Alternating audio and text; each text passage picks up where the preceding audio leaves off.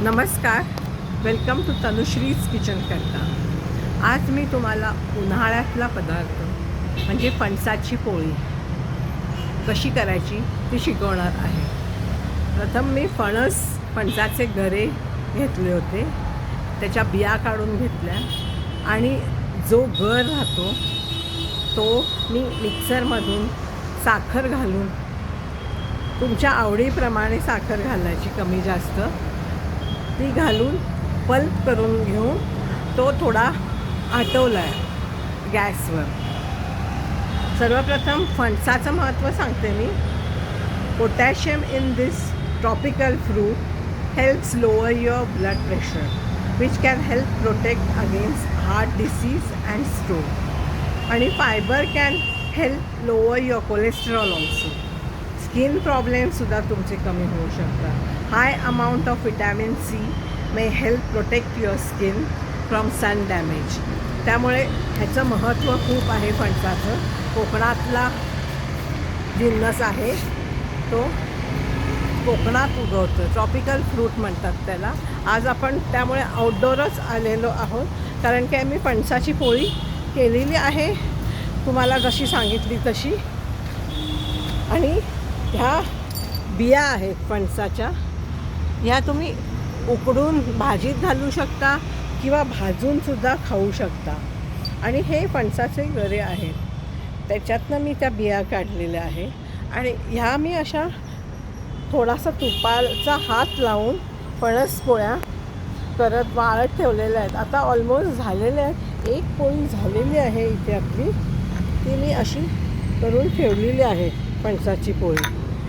पूर्ण ताटात असं पातळसर मी थोडी जाड केली आहे पोळी, मला फार कडक आवडत नाही, अशी थोडीशी जुई आवडते मला, म्हणून मी थोडी जाडसर थापलेली आहे। वाळली की उलाटण्याने ती काढायची आणि दुसरी बाजूसुद्धा ड्राय करायला ठेवायची। साधारण 15 ते 20 दिवस लागतात हे व्हायला। तर मी हे आता ऑलमोस्ट झालेलं आहे। दुसरा दिवस मी ठेवीन वाळवायला आणि मग काढून स्टोअर करून ठेवून देईन मी। फ्रीजमध्ये ठेवू शकतो तुम्ही पॅक करून, किंवा असं पण तुम्ही बाहेर ठेवू शकतो। राहतात ते वर्षभर, ती राहते, पण रिस्क कशाला म्हणून मी आतमध्येच ठेवणार आहे ती फ्रीजमध्ये। तुम्ही पण अशी करू शकता। तो बरका फणस असतो त्याचं तुम्ही करू शकता, कापा तुम्ही खाऊ शकता। बरका जरा थोडासा असा गिळगिळीत असतो, त्यामुळे तो गिळायला तुम्हाला त्रास होतो। मग पूर्ण अख्खा फणस दिला होता आम्हाला तर एका रिलेटिव्हने, मग म्हटलं आता काय करायचं त्याचं। मी दरवर्षी त्यांनी फणस त्यांच्याकडून आला की मी पोळी करून ठेवते। साठ पण म्हणतात त्याला कोकणामध्ये। तर अशा प्रकारे तुम्ही करू शकता, ह्याच्यामध्ये मिक्सरमधून काढून आटून थापू शकता हे असे। आणि मी सुरुवातीला ओलं असताना हे वर पातळ मलमलचं कापड घातलं होतं, नाहीतर चाळणी घातली होती, त्याच्याने जरा थोडा वेळ लागतो पण धूळ बसत नाही। आता वाळल्यामुळे मी ते काढून टाकले त्याच्यावरचं हे कवर आणि असंच ठेवलं आहे। आता काय चिकटायचं त्याच्यावर काही चान्स नाही आहे, त्यामुळे मी असंच ठेवलं आहे आणि उलाटण्याने सहज निघतं।